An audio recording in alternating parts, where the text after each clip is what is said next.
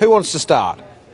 Well, I'll actually start. This is Jason. Yes, I'll actually start with Patty. So my real question, Patty, is, how excited are people? I know this is a generic question, but what I really want to know is, are they excited because they think Obama's going to win? Are they excited because they're already talking about the second term? Or is it sort of a nervous anticipation? How would you describe the excitement at the Obama headquarters right now?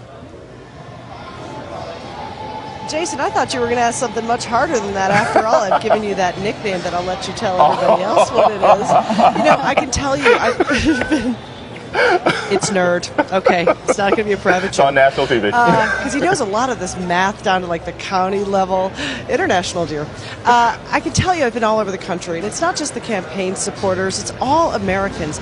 The sense that I'm getting from people is that they're really frightened. If you talk to Republicans, they're absolutely terrified of what Barack Obama would do with the second term. If you talk to Democrats, they're living in fear of what Governor Romney would do in office. Now, truthfully, if you look at what this campaign has been about, it's been very little about any sort of substance. That both of the campaigns have just put out there, I'm going to create 12 million jobs, we're going to have energy independence. Nobody's actually talked about what they're going to do, how they're going to solve the financial problems that both of the campaigns say they have to do something about. Really, if you think about what the campaign has come down to, it's about these campaign ads. And all they're doing is trying to paint the opponent as something to be afraid of. We saw that tack from President Barack Obama in his final days on the stump. And that's why he kept saying, you know me, you know what I'll do, because the campaign is purposefully trying to put that in people's heads that you can't trust Governor Romney. And all of the people I talked to, especially in Ohio, again, where the people were really feeling like they'd like this election to be over a year ago, what they were telling me is those who were going to vote for Obama were doing it because they were leaning away from Governor Romney. I think that is very telling. This is not the campaign of 2008. In many ways, Barack Obama has been running against his former self, trying to rekindle some sort of hope and change without giving any specifics. So he's a time struggle to defend his record. The campaign, though, is done. They have moved on. The president's eating dinner, by the way, right now.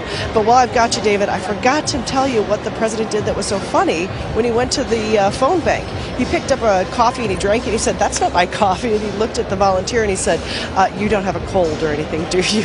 It's been a long road. The candidates are exhausted. They want this over with, and the last thing the president needs is a cold, because I can tell you every single member of the White House press corps has one. So maybe it's his turn. Patty, thank you very much indeed. I'm giving up responsibility for asking sensible questions because they're being asked by other people with me here. Jennifer Lovin, it's Alan Fisher for you. Alan's in Boston. Hi, Alan. Good to see you on this side of the camera. A lot of the talk going, as you very well know, going into these last days is about which side is bluffing. And as we both know well, campaigns like to play the confidence game and talk about what they think is going to happen and put the most positive spin on it. What's your best guess as to whether the Romney camp is bluffing about its chances, both in the ground game, in turnout, in this expand the map strategy into Pennsylvania? What's your assessment? As far as the ground game is concerned, there's no doubt that the Republicans have sharpened up their operation. It is much better than it was 4 years ago. They knew they had to match Barack Obama's efforts of 2008. That was because they performed perhaps the best get-out-the-vote operation that America has ever seen. They were slightly hampered by the fact that it took them so long to decide on Mitt Romney as the candidate.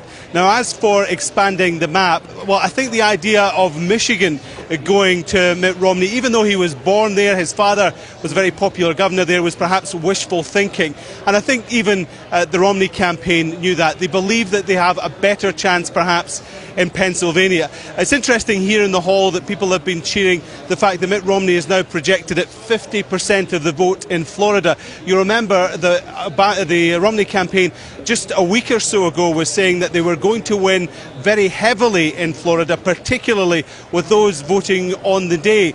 So David Axelrod, who is Barack Obama's main political advisor, said, well, come November the 6th, we'll see who's bluffing. I think perhaps the Romney campaign may have overplayed their hand, particularly with the expand the map strategy. I think they realise they have lost Ohio.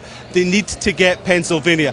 According to the latest projections we're watching on the big screen here, they're slightly ahead in Virginia, but if they're tied in Florida, they're behind in Ohio, and they can't win Pennsylvania. So it looks as if that the firewall that Barack Obama was building up in the Midwest, his route to 270, may well be protected. People here are still cheering. There's still an air of confidence, but I think there was a bigger cheer for the fact there was a projection that the Republicans may keep control of Congress than there was for any of the other projections that we saw of Mitt Romney winning what were always going to be guaranteed Republican states. If I could ask Patty one question? Just a quickie. Sure. Patty, I'd love to hear what you make from inside the Obama press corps of the tear he shed last night in Des Moines. He's obviously the president not known for his overflowing emotion. Exactly. No drama, Obama. Hey, Jennifer, good to see you again. You too. It's been a little while. I think truly the campaign has been focused a lot on the nostalgia of this. The president has repeatedly said, this is my last campaign, and he's tried to use that to sort of garner support. But if you think about what these campaigns have been about, what they've been through, it's been more than a year. Countless fundraisers, countless speeches. The man has been on Air Force One more than he's been anywhere else. I think, quite frankly, you just have to look at that. I think sometimes we forget that they're humans. They're tired. The press corps is exhausted. His staff can barely stand up anymore. It has been a sprint because they realized going into it, it's going to be a close one. And so I think that it was just real emotion from a president who, you're right, we don't see it. But it was funny because he wasn't saying anything all that interesting. It's his exact stump speech. Nothing was different about it, but all of a sudden you saw that tear come down his cheek and his chin started sort of quivering. So I think really it was a honest, real moment where he realized that A, he's tired, B, this is over, and really what we're waiting for is the entire country to place a verdict on his first term in office. And I just want to point out, you're hearing the president. It's not him. He's still at home waiting for the results to come in. This is a video that's playing because the crowd started to get a little bit bigger. They're going to try to keep them enthused for the many more hours that we expect we have. Patty, thanks very much indeed. That's Patty Culhane in Chicago, Alan Fisher in Boston, and if Mr. Obama